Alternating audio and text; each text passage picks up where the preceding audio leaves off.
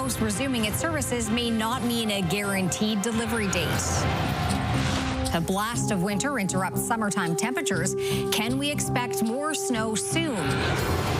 And taking aim at a new payroll system, why concern is being raised about employees' bottom line. This is CTV News with Chantel Saunders.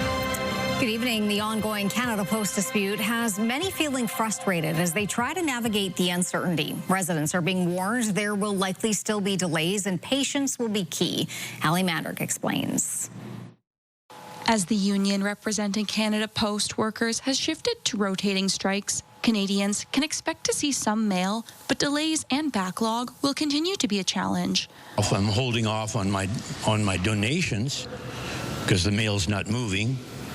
And as far as, I always look forward to getting the mail for my statements and that, but nothing's coming. I mail birthday cards to my children and grandchildren, and I get my bills by mail from Sask Energy in the city. So now I have to keep track on a calendar of when I'm due to pay those, because otherwise I'd fall behind.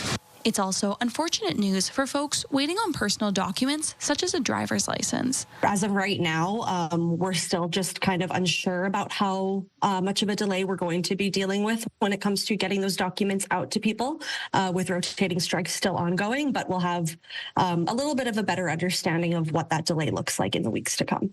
According to SGI, folks waiting on a driver's license are offered a temporary one. It's a protocol which has existed long before the Canada Post strike, but certainly comes in handy in instances like this one. When you come to get your new driver's license or identification document, SGI will write you a 90-day temporary driver's license or ID card that you can use for a time period of 90 days while you await your official document to come in the mail.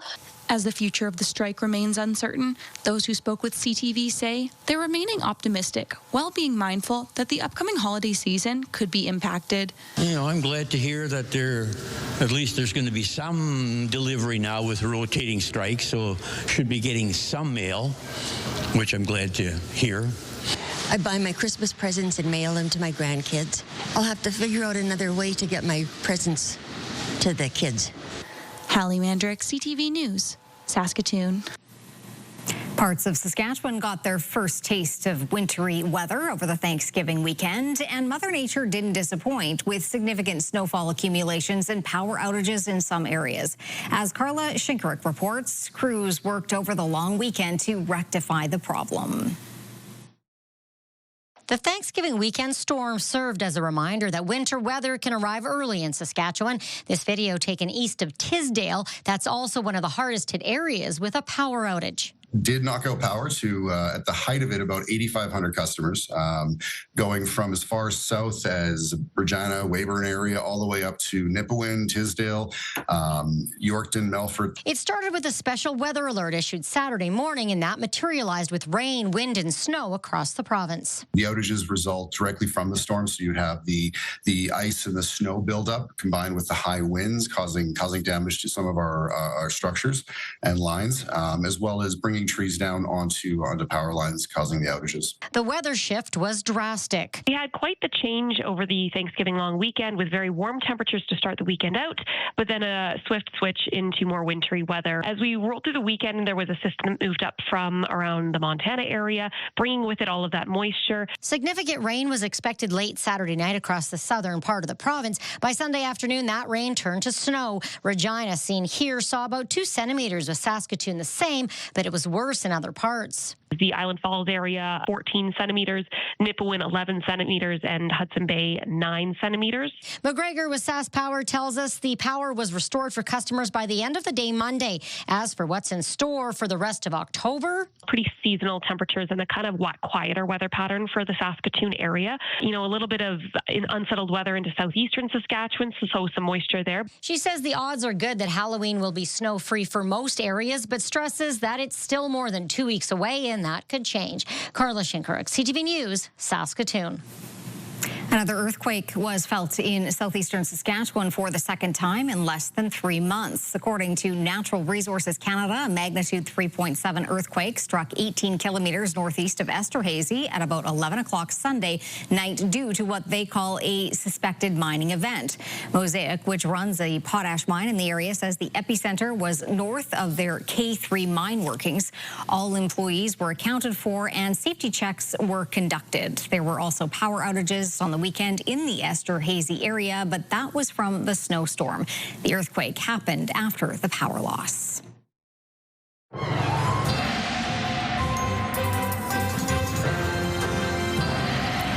We could call this weekend interesting on many fronts, Jeff. Yes, that's what do they say? Don't wish for interesting times because you get some interesting situations. And we've had ourselves quite the contrast. Saturday, this is great, it's beautiful on them. Bam, Sunday, as advertised, was cold, and we got a bit more in the terms of wet snow than I had anticipated. But there you have it. Right now, though, things are starting to quiet down across the prairie provinces. Temperatures will be starting to slowly warm up. Don't expect big time heat wave action, nothing in the 20s, but we will return to seasonal values or even slightly above it. I'll have more on those numbers later on. The Crown and defense have now wrapped up their cases in a manslaughter trial, each side making their final arguments to a jury who will have to decide the fate of a man charged in the death of a Saskatoon woman. CTV's Laura Woodward now on what was said. The 12-person jury hears closing arguments in the trial of Roderick Sutherland. He's pleaded not guilty to manslaughter, unlawful confinement, and offering an indignity to human remains in connection to the death of 30-year-old Megan Gallagher. Court heard Gallagher was killed about 5 years ago inside a Saskatoon garage while she was restrained to a chair. Both lawyers referenced a statement Sutherland gave to police. The defense said Sutherland went to police on his own, that he was afraid of the people in his garage who killed Gallagher. The Crown argued Sutherland didn't tell the full story, that he was more involved than he claimed. The defense told the jury that while it was Sutherland's garage, he had no control over what was happening and that it wasn't safe for him to step in, given the group's gang ties. The credibility of a key witness was also a focus in closing arguments. The Crown told the jury that Bobby Thomas was honest. He had nothing to gain by lying on the stand. Meanwhile, the defense argued Thomas had a motive, that he wanted revenge on Sutherland for going to police and his testimony can't be trusted. 9 people have been charged in Gallagher's death. Sutherland is the last to stand trial. The next steps will be for the judge to charge the jury, providing instruction on how to reach a verdict. Laura Woodward, CTV News, Saskatoon. Now to a high-profile THC impaired driving case involving the death of a child. Defense lawyers have now filed written arguments asking the Saskatchewan Court of Appeal to uphold the judge's decision to stay proceedings. CTV's Stacey Hine has those details. In September 2021, 9-year-old Bailey Maurice was at a Saskatoon crosswalk when she was hit and killed by Taylor Kennedy's truck. At the scene, Kennedy told officers she used marijuana and magic mushrooms the day before. She was charged with impaired driving exceeding the prescribed blood drug concentration of THC, causing death. But last December, Judge Jane Wooten stayed the charge, ruling Kennedy was not tried within a reasonable time. Matters at Canadian provincial courts must reach a conclusion by 18 months. Wooten ruled Kennedy's matter took about 6 months too long. The Crown is appealing, attributing part of the delay to COVID backlogs and citing data showing Saskatoon provincial court cases were delayed by about 4 months in 2022. Prosecutors also say a late charter issue from the defense made the case more complex. Kennedy's lawyers argue the judge made the right call. They cite the judge's ruling that the case was not complex with one charge, one accused, and one incident. They note Wooten said the Crown didn't need formal notice to recognize charter issues were likely to be central to the trial. They also say Wooten was best placed to decide if the pandemic caused delays, and her choice not to assume so without sufficient evidence was not a legal error. Kennedy's lawyers are requesting a 5-judge panel to hear the appeal instead of the standard 3 as they challenge part of a previous Court of Appeal decision. Now, the appeal hearing is set for November 5th in Regina, but that date may change pending the panel-sized decision. Stacey Hine, CTV News, Saskatoon. A pedestrian has died after being hit in Prince Albert. Police say they were called to highways 2 and 55 at about 4:30 Saturday morning, where a woman was found unconscious and not breathing. She had been hit by a vehicle while walking in the area. She was taken to hospital where she died. The woman driving the vehicle remained at the scene. No other information about the collision have been released. A 45-year-old woman has been charged in relation to a fatal collision that happened in August in Prince Albert. On August 1st, just after 10 p.m., an officer saw a collision between a vehicle and two pedestrians in the 1400 block of 2nd Avenue West. 34-year-old Amy LaRiviere and 56-year-old Warren Dalton were taken to hospital, but LaRiviere died of her injuries. The vehicle left the scene. Danielle Kitson was charged yesterday. She appeared in provincial court today.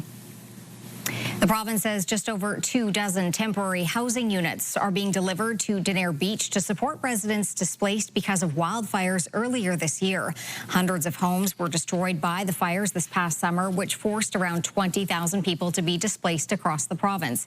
Denair Beach was one of the hardest hit communities. Today, the province said there are currently 26 housing units in the community, with an additional 5 units arriving over the next few weeks.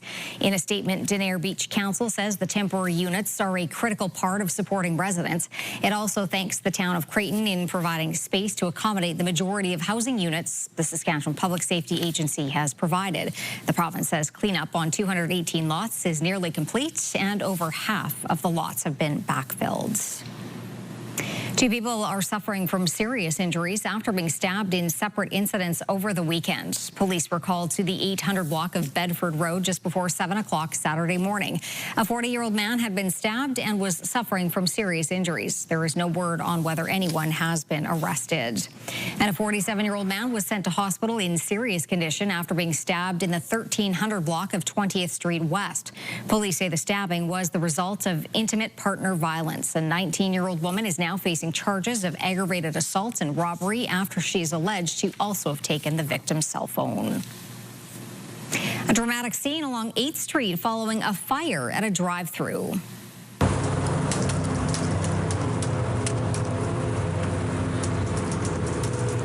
2 people were inside this truck waiting for their burgers at the A&W just before 7:30 Saturday night when the flames started to show. It didn't take long for them to spread through the cab of the vehicle. The pair was able to get out of the vehicle safely. Despite the fireball in the drive-thru, firefighters were able to contain the fire and prevent it from spreading to the restaurant. A fire investigator is now looking into the cause. Some healthcare employees say they're missing money on their paychecks, and they want the province to step in with emergency funding. Keenan Sorokon reports on the latest complaints plaguing hospital IT software. The IT system for Saskatchewan hospitals is once again causing headaches, this time for healthcare workers in Swift Current. Patients in hospitals, residents in care facilities, and home care clients are not getting the care they need and deserve because AIMS is not scheduling enough staff. AIMS, the Administrative Information Management System, has been plagued with issues since launching in November of 2022. It was paused after issues with staff scheduling and payroll and has since been phased in a number of areas. One of those phase-ins was for the Cypress Regional Hospital in Swift Current last month, and those issues are back again. You've worked your full 2 weeks of time and your paycheck comes in at $73, which is what we've heard from one member. That's unacceptable. SEIU West, which represents some of the affected employees, wants the province to roll out emergency funding rather than have employees worry about paying bills because the nearly 100 union grievances filed so far are taking too long. And while they wait, schedules and pay stubs are incomplete or incorrect. If I am getting paid 3 days from now and I don't get my pay, I don't have that kind of time to wait for a grievance process to fix this. The SHA says almost 7,000 employees are using the full scope of AIMS, and work is ongoing to resolve scheduling and payroll issues as they arise. A report from the provincial auditor last year forecasted AIMS to cost $250 million when fully implemented, about $36 million less than it cost to build the Jim Pattison Children's Hospital. Zunti wonders what's next as the AIMS rollout continues. Their plan is to roll out AIMS in the former Saskatoon Health Region, the largest in the province. the home of facilities and programs that the entire province depends on. Keenan Sorokan, CTV News, Saskatoon. Saskatchewan has kicked off its fall immunization campaign. Saskatchewan residents aged 6 months and older are eligible for the influenza and COVID-19 vaccine. They can choose to receive them both simultaneously or at separate times. Medical health experts say despite the pandemic being over, it's important for people to get vaccinated to protect themselves as well as people who are vulnerable. So far, more than 11,000 vaccine appointments have been booked across the province. People can book through the SHA's online system or by phone. They can also find a walk-in clinic offering the immunizations or contact their local pharmacy for information. St. Paul's Hospital and St. Paul's Hospital Foundation have merged into a single brand identity. St. Paul's Hospital has served patients for more than 100 years, and the foundation has been in existence since 1982. The new united brand is St. Paul's Hospital and Foundation Together for Good. The pair says connecting the two organizations is more than a new logo. It's honoring the rich history of St. Paul's, from the Grey Nuns to its partnerships with Indigenous communities, patients, and staff. By uniting our brands, there's really a reaffirmation of that commitment to compassionate care. So it's going to position our projects that we take on, it's going to position how we collaborate with our community, and how we innovate towards better care for those that we serve. The executive director of St. Paul's Hospital says healing doesn't begin at the bedside, it begins in relationship. Still to come, why there's concern despite the ceasefire in the Middle East still holding. Also, more taxing talk, how deeper tariffs are hurting both sides of the border.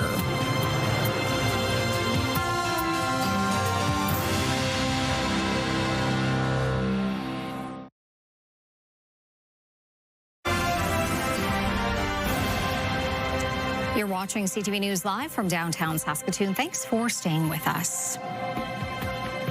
The Canadian softwood lumber industry is grappling with an additional 10% global tariff. There's already a 25% tariff on some wood products. It's all meant to keep Canadian lumber out of the U.S. market, a move that hurts both countries. Michael Couture has reaction from the industry. Despite that positive meeting at the White House a week ago, those U.S. tariffs on Canadian wood and furniture took effect at midnight, and people in the industry say it's already hurting. Some are calling it devastation on top of an already bad situation. With new tariffs taking effect today on lumber and some furniture, the head of one company is worried about his firm's future. We used to employ 400 people. Now we are less than 100. That was before the 45% duties. With the additional levy added at midnight, lumber producers now face 45% tariffs on softwood. There's also a 25% tax on furniture like kitchen cabinets and vanities. On January 1st, that will double to 50%. This additional tariff means that Canadian wood has a higher tariff rate going to the United States than Russia does. The Canadian Kitchen Cabinet Association represents 3,700 companies, and many of their goods go south. Some of them were exporting up to 80% of their product to the U.S. I mean, you know, some of these companies employ 500 people, and they just can't turn around on a dime. The association wants the federal government to institute a Buy Canadian provision on taxpayer-funded housing projects to favor local companies, while the forestry industry wants Canadian and American negotiators to make lumber a priority in the ongoing trade talks. We get this is complex. There are a lot of balls in the air here, but in the last week, our workers in forestry are not feeling like we're a priority. In an interview this weekend on CTV's Question Period, Industry Minister Melanie Joly said the federal government is focused on negotiating deals for all industries affected by tariffs, including lumber. Michael Couture, CTV News, Ottawa. The ceasefire in Gaza is holding, but there is uncertainty over the next steps. Hamas is yet to deliver the remains of 24 hostages and is reportedly regrouping its military. The U.S. president says the focus now is to provide food and medicine and rebuild the beleaguered enclave. As for the 20 living hostages released to great joy in Israel yesterday, they now face a long road to recovery. CTV's Heather Wright reports. An emotional and painful homecoming as the remains of 4 deceased hostages arrive at the Forensic Institute for Identification in Tel Aviv. Learning we're only getting 4 of them was a big kick in the stomach. Rotem Cooper's father, Amiram, was 85 years old when he was kidnapped from Kibbutz Nir Oz on October 7th. He was killed in captivity. His body is still in Gaza. Families were aware that all 28 deceased hostages would not be returned yesterday, but they hoped they would be able to give more proper burials. It's very clear that Hamas is playing games, that Hamas is not really cooperating, is not really in good faith. Hamas has said it will take time to find all the bodies as they aren't sure where they are all located. Late tonight, Israel announced Hamas would release more remains. Their identities not yet known. In response to the delay, Israel said today it will delay the reopening of the Rafah border crossing into Gaza and reduce the amount of aid allowed in. By how much and for how long is not clear. In Gaza City, bulldozers cleared piles of rubble today, a first step in allowing people to return. But with limited equipment and an estimated 84% of the enclave destroyed, according to the UN, it will be a lengthy process. We don't have enough equipment, enough loaders or bulldozers to carry out this work. As Gaza begins to rebuild, questions remain about the durability of this ceasefire and the future of the enclave where Hamas has been trying to reassert itself in recent days. This video, reportedly taken in Gaza City, shows Hamas fighters rounding up several men in a circle and shooting them. The bottom line is this really a peace deal, or is this only a hostage release deal plus a temporary ceasefire? It's still unclear, but I'm fearful that it's more the latter than the former. Today, the United Nations put a price tag on how much it will cost to rebuild the enclave, $70 billion, with at least $20 billion needed over the next 3 years. Heather Wright, CTV News, Tel Aviv. Well, Jeff, I think the worst of the weather came and went on the weekend. And I think you're right. I think you're right. It's like temperatures starting to bounce back a little bit, and we will see slightly above seasonal temperatures. Won't last long, but we will see them, or at least feel them. Let's take a look at our numbers. Start off with our current temperature here in Saskatoon, where it's 4 degrees, and that is the case for Prince Albert and the Battlefords. All 3 locations, not much of a wind, so not much wind chill to talk about. I know, we're going to start talking about wind chills pretty soon. I know. 6 degrees was the high today. 12 is typical for this time of year, so not a surprise, way below seasonal. 24, that was the record warm temperature set in 3 separate years, 1903, 1945, and 1961. The record cold temperature, just 1 year for that, minus 11 degrees in 1940. The sun came up at 7:30, and it went down at 6:15. We'll have more on that later on. All right, thanks, Jeff. Coming up, giving thanks in Saskatoon, how a local organization embraced the spirit of the season to help others.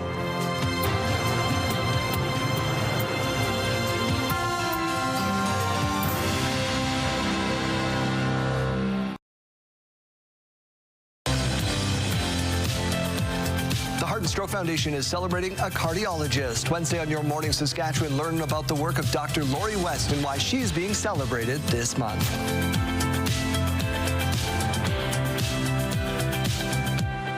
All right, taking a look at our sky cam shots, some nice slash of color across the horizon.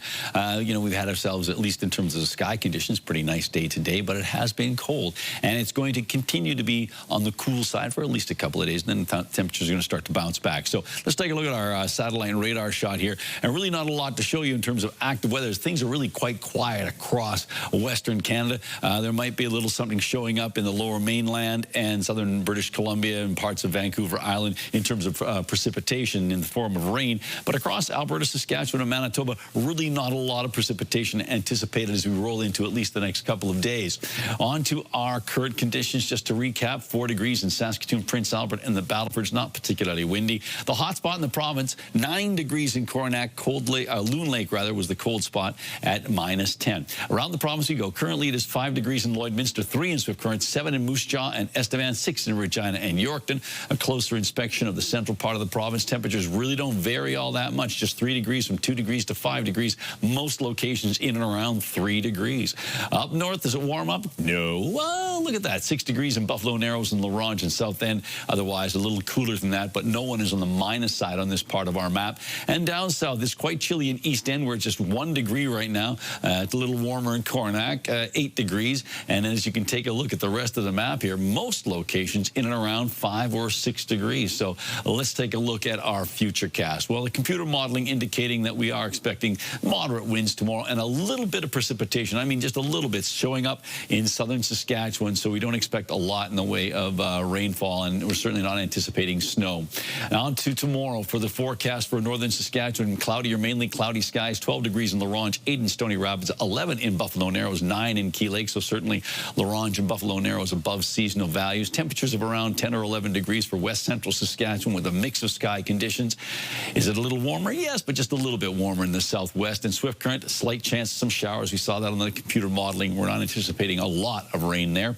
Then cloudy or mainly cloudy skies for southeastern Saskatchewan, temperatures around 11 or 12 degrees. And then into east central Saskatchewan, temperature just a little bit cooler, basically around 9 or 10 degrees under mainly cloudy skies. Quick look at the Battlefords, dropping down to minus 5 degrees tonight under clear skies. And tomorrow, sunny, winds out of the south at 20 kilometers an hour, but 11 degrees, which is essentially seasonal, or maybe just a hair off. 12 degrees on Thursday, 10 on Friday, 11 on Saturday, then single digits, but just barely. 9 degrees for a high on Sunday, and then cooling off to 7 to start the work week, 8 1 week from today. For Prince Albert, clearing skies tonight, minus 4 degrees. The winds backing off. They'll pick up a little bit tomorrow afternoon. A high of just 9 degrees, but 12 on Thursday, 9 on Friday, 11 on Saturday, 9 on Sunday. Not exactly a roller coaster, but a bit of a wave there. And then 7 on Monday and Tuesday. Monday comes with a slight chance of some showers. And Saskatoon, minus 1 degree with clearing skies tonight. 11 degrees tomorrow with mainly cloudy conditions. The winds out of the southeast at 20. And then 13 big degrees on Thursday. Well, that's above seasonal. 10 on Friday, Saturday and Sunday, 12 degrees. So pretty nice conditions right up until Sunday. And then Monday and Tuesday, 8 degrees for daytime highs with a bit more sunshine on Tuesday.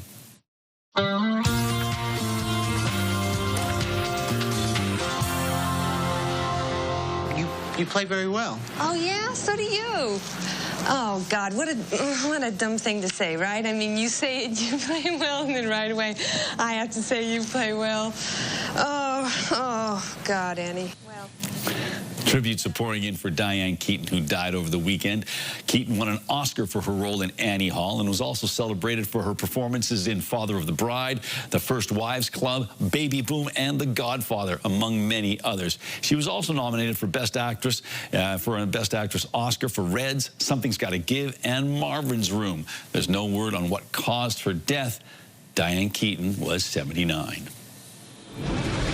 D'Angelo, the legendary R&B and neo-soul singer behind hits including Lady, Brown Sugar, and Untitled How Does It Feel, has died. Michael D'Angelo Archer, known to his fans around the world simply as D'Angelo, was regarded as one of the most influential R&B artists of his generation. He was 21 when he released Brown Sugar. He had been battling cancer. He was 51. The only thing left is to close the book.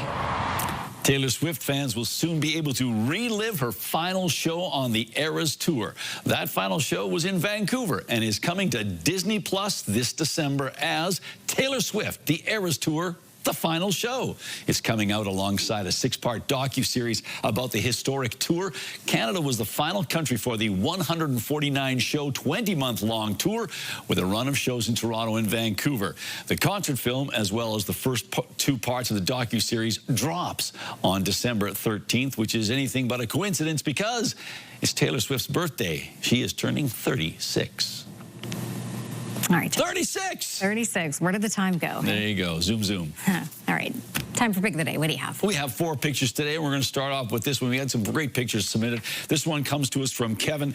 He sent us a selection of harvest photos in the Delisle Harris area. They were all very good photos, but we like this one the best. I love the night harvesting. It's always so amazing to see the farmers out in the fields and thank them for everything they do. Shirley sends us that one.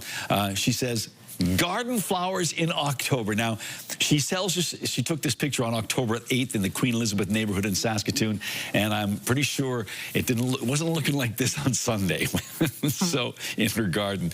Another sort of a sad one.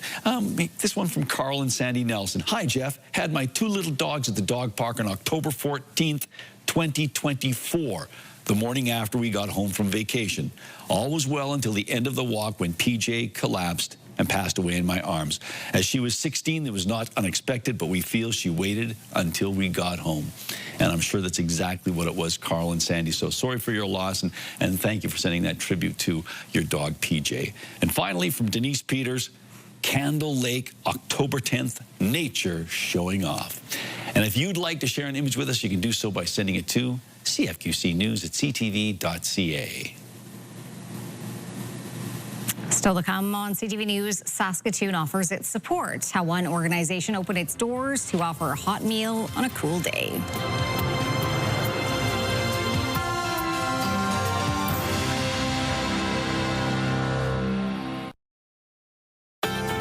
Your morning just got a little brighter.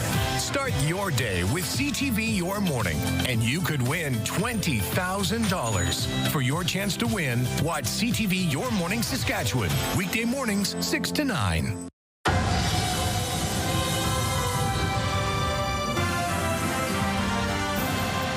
Hundreds of people enjoyed a Thanksgiving dinner thanks to staff and volunteers at Saskatoon's Friendship Inn. As Hallie Mandrick reports, it took days of preparation. Volunteers and staff at the Saskatoon Friendship Inn worked very hard on Monday to prepare up to 2,500 Thanksgiving meals for those who might not otherwise have one. It's been an army of people working for about a week now, prepping everything that we would have, at our own homes for a traditional Thanksgiving meal. So it's everything from roasted turkey to the stuffing, the mashed potatoes, roasted veggies, the all-important gravy, and of course cranberry sauce and pumpkin pie for dessert.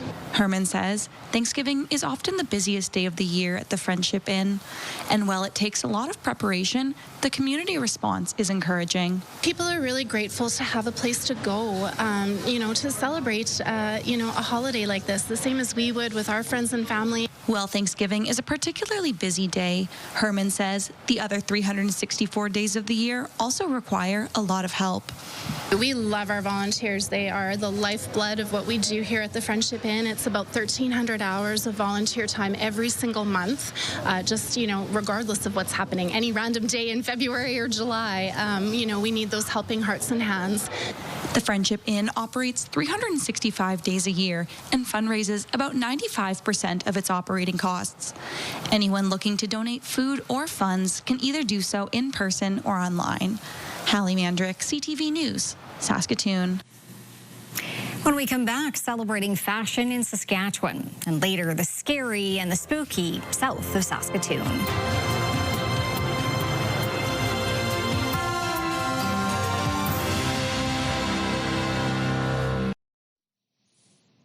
All right, welcome back and take a look at tomorrow's temperatures. So tomorrow's temperatures are getting closer to seasonal in some places, but basically around 10 or 11 degrees. We take a look at our rural numbers. Outlook getting up to 12, 11 in Meadow Lake, 10 degrees are Melfort and Spiritwood and Watches. Well, Melfort just 9 degrees. The same for Hudson Bay. Wynyard also in at 9 degrees. And making our way down south, the temperatures a little cooler once you throw in some rain. That's the case for East End, Cypress Hills, and Rockland. We saw that on the Futurecast. The computer modeling indicating that, yes, we do anticipate a bit of rain to move through the southwestern part of the province along the border areas there. But where there isn't rain, look at that, 12 degrees in Leader, 12 in Lumsden, a little cooler towards the Manitoba border there in Kenora and Carlisle at 9. Broadview, though, at 11 degrees. And what about Watson? What about Watson, you may ask? Well, the home of Santa Claus. Mainly cloudy tomorrow, 9 degrees. Winds out of the southeast at 20. And Watson is one of those places where internet plans of up to 1 gig are available from SaskTel.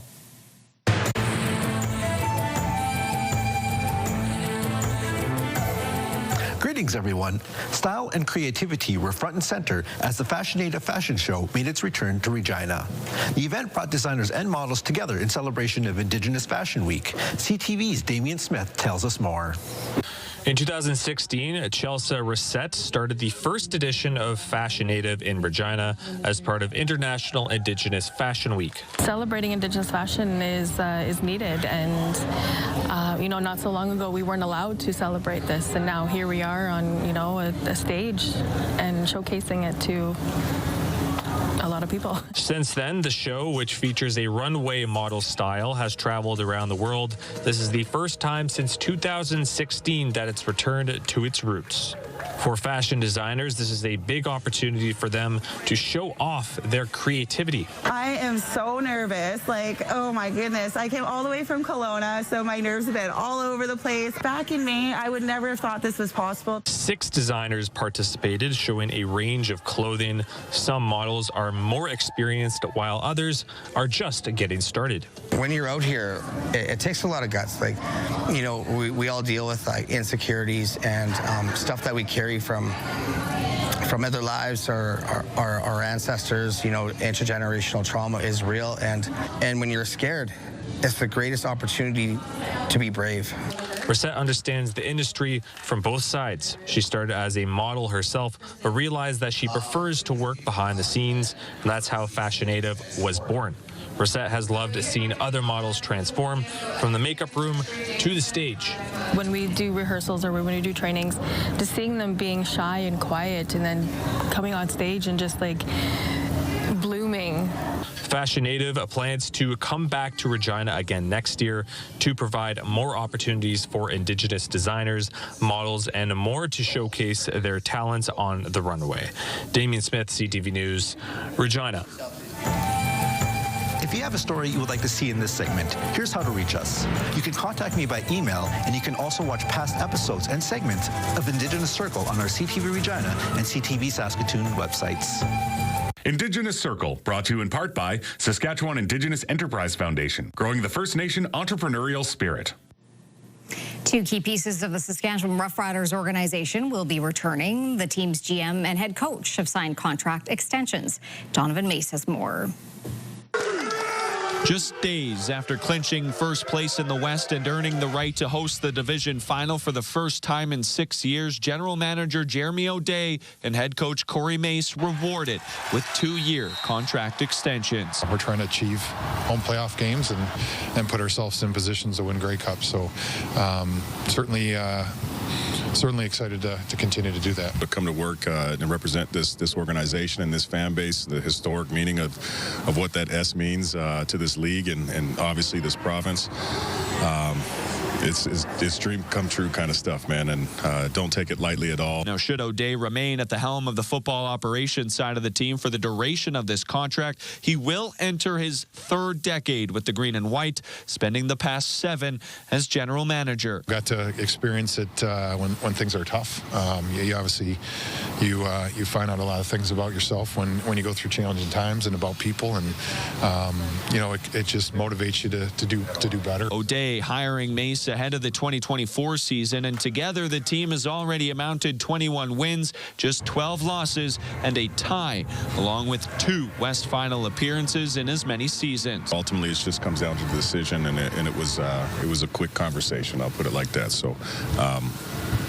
I couldn't be more excited to be somewhere. So I'm lucky to have the best job in the league. Bringing a renewed winning culture back to Saskatchewan, which hasn't won a Grey Cup in more than a decade. The leadership they've shown has, and the culture change that's sort of happened here, and the success that they've seen, and I think stability and continuity in pro sports is really, really important. And now attached at the hip, both the Day and Mace's contracts are set to expire at the end of the 2028 season.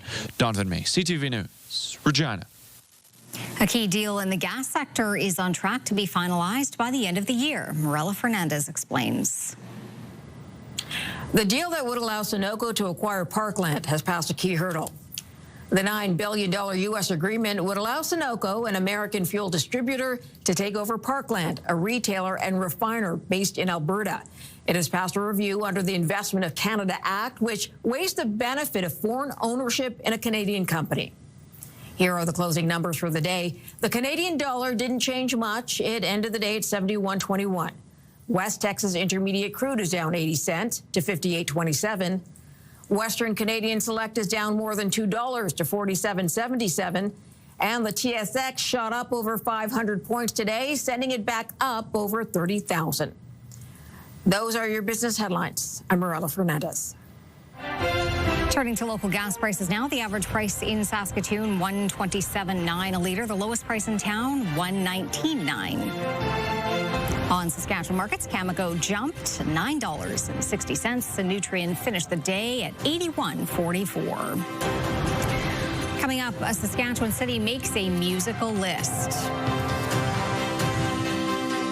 Then a Saskatoon landmark trades its berries in for scaries this season.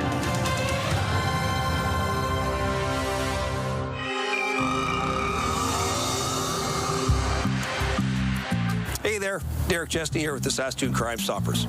Saskatoon Crime Stoppers is a non-profit organization that works with the community in partnership with the public, the media, and the police in a joint commitment to prevent and solve crime in Saskatoon and the province. Saskatoon Crime Stoppers provides the public with the opportunity to anonymously and therefore safely communicate information that they have regarding criminal activity in our community. Our program is entirely funded on community donations and corporate sponsors. If you know about a crime that has been committed, you can leave a tip by calling 1-800-222-8477 or online at our website at saskatooncrimestoppers.com. Tips can be left 24 hours a day, 7 days a week. When submitting a tip, the caller will never be asked to reveal their identity. Once a tip has been submitted, a tip number is provided, and the caller's identity is never known to us. We will not ask your name, and you can remain anonymous. Information that is provided to Crime Stoppers can help police build cases in Saskatoon and around the province to reduce, prevent, and solve crimes. Please visit our website for more information. You can also check us out on Instagram and X for updates on active crimes and photos of suspects that are wanted or need identifying. Saskatoon Crime Stoppers, do your part to stop crime in our community.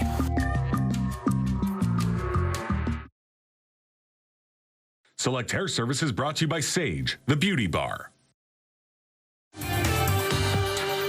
Get comfortable and settle in with these top shows all right here tonight on CTV.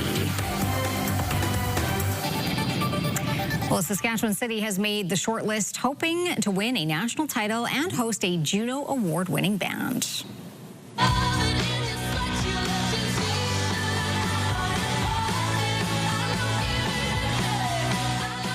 Moose Jaw is in the running to welcome this band, The Beaches. It's all part of the 2025 Sirius XM Music Town Search.